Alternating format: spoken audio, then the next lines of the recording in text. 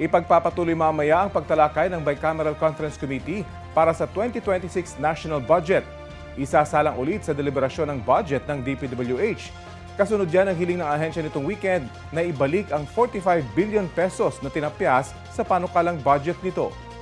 Balita hatid ni Bea Pinlac.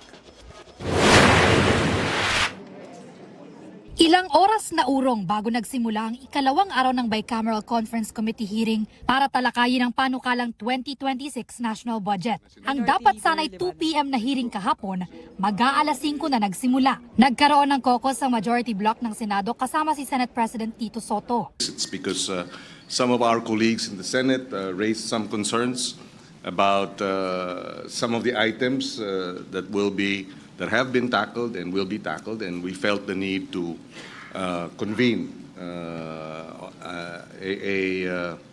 I wouldn't say emergency, but a meeting to be able to thresh these matters out. Maaga naman dumating ang contingent ng House, pero nagkaroon din sila ng hiwalay na pulong. Lalong naantala ang deliberasyon ng BICAM sa 2026 National Budget kahapon nang magtalo ang mga mambabatas kung pwede bang humarap si DPWH Secretary Vince Dizon, bagay na bihira lamang ginagawa. This is a bicameral conference committee ng Congress and Senate. Wala naman po nakalagay dito na kasama po executive. We have the power to invite, and we are saying that let us listen. We will not agree, we may agree, but the point is that transparency requires that we hear the executive. After all, it's the executive that will implement what we will pass. Giit ng ilang senador, ilang beses nang humarap sa Senado si Dizon at paulit-ulit na itong natanong kung sapat ba ang budget na inilaan ng Senado para sa DPWH. Ang DPWH daw kasi mismo ang nagbawas ng bilyon-bilyong piso sa kanilang panukalang pondo.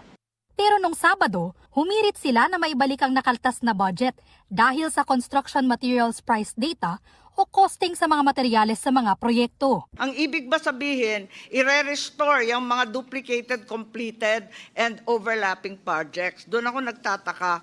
At ano ang garantiya natin na sa loob ng 2 buwan na naman, after 2 months, he may change his mind again. Let it be very clear. The senators did not invent the numbers. These are from the Department of Public Works and Highways. Kalaunan, nagkasundo ang BICAM na payagan ng pagharap ni Dizon. Nilinaw ni Dizon na walang proyektong tinanggal sa DPWH na ibabalik at walang presyo na ibinaba na basta na lang dadagdagan. Ang hinihingi lang po natin is yung pong binawas na 45 billion approximately, ibalik po ulit para po ma-implement po ito ng tama. Hindi po talaga nating pwedeng ibaba na lang ng basta-basta across the board. Paliwanag niya, sa pagkatapyas ng DPWH budget sa Senado, dalawa ang pwedeng mangyari.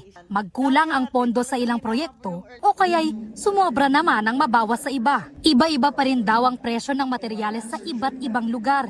Kaya kakailanganin daw na isa-isang busisiin ang mga ito.